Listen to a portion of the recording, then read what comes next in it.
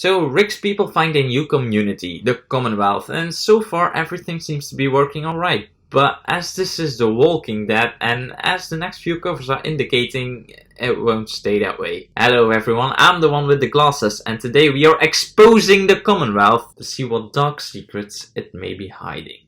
Now we first learned about the Commonwealth through Stephanie 2 years ago in issue 152, but we didn't actually meet them until just a couple issues ago. Now, while the first guys we met in this place kind of look like assholes, so far there's not really any clear problem. Things did get a little tense between Princess and the Soldiers last issue, but we're gonna talk about that in just a second. To me personally, I think Pamela Milton, being the leader of the Commonwealth, seems like a really okay person. So where's the problem? What could possibly happen so there will be a conflict with the Commonwealth? Now before last issue I thought the problem had to be Officer Mercer. After his day of babysitting the mayor's son, Sebastian, he was talking to a man named George about just sitting back and letting everyone get themselves killed. And sure, Sebastian seemed a bit whiny before, but still, there's a lot of other people who have done nothing wrong there, so how could you possibly justify saying something like that, right?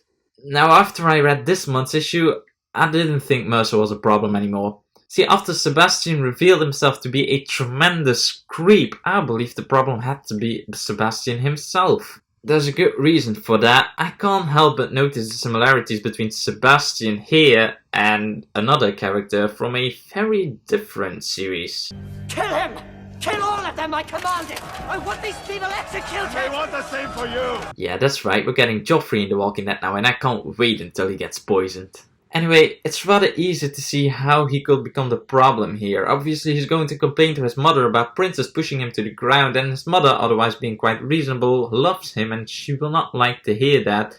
But still, while Sebastian definitely is a horrible person, I can't really put the blame on just one person alone, but rather I think the problem is something much bigger than that. See, what I believe to be the most important thing here is what Elodie said on the very last page of the most recent issue.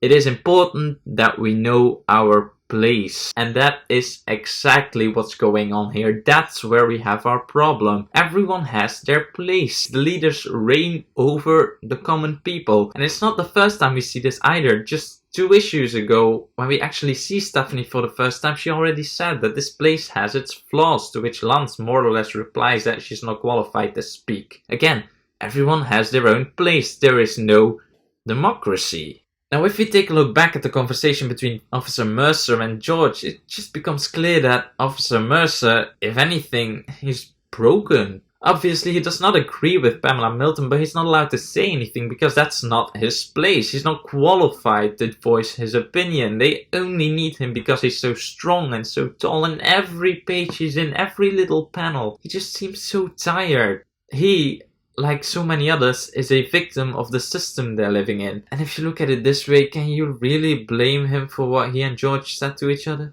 So yeah, while I do think Sebastian will probably be a reason why there could be a conflict between our group and the Commonwealth, what's really to blame here is the system. Just the fact that there is no democracy in the Commonwealth whatsoever. And I also think that if it indeed comes to a conflict, Officer Mercer will play a key part in it. I think he's the one who could possibly turn his back on Milton and the rest, or even better, talk some sense into them. Because what Rick is trying to achieve and what he's already more or less achieved in his communities, I think that's exactly what Mercer wants for the Commonwealth as well.